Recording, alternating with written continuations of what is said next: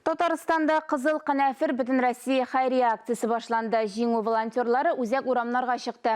Бейік ватан сугышы ветераннарына ярдәм итү мақсатыннан истәлек белгілері таратты. Қазанда акция Баумын урамында старт алды.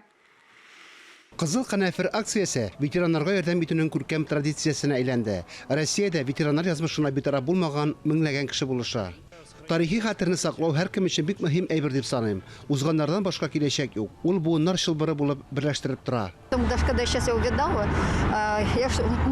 Миндә кастаннары чыкты, бик дулкынландым. Бу изге эштә миндә үз өлешемне кертә алуыма сөендем. Шул рәвешле безнең тарихны, Россия тарихын искә төшерәбез. Акцияны барыбызга да хупларга, һәркем ярдәм итәргә тиеш дип саныйм.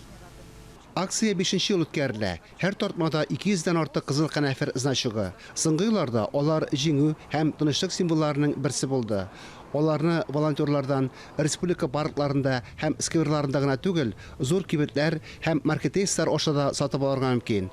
Җыелган акчалар, дарулар, заманча протезлар һәм ишетү аппаратлары, ветераннар өчен кыйммәтле электр коляскалар сатып алуга, шулай ук аларны дәвалауга һәм терәпләндерүгә тола. Более 30 ветеранам поступила эта необходимая помощь, но это и может быть...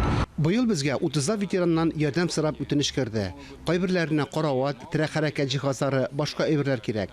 Татарстан әлеге акциядә актив катнаша. Ел саен ветераннар ихтыяҗларына 200 мең сумга кадәр акча җыела.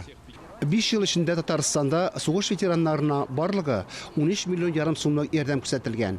Акция 22 июньгә кадәр дәвам итә. Фанис Мөхәммәтов, Ралина Абрамова, Дамир Мөхәммәтханов, Татарстан яңалыклары.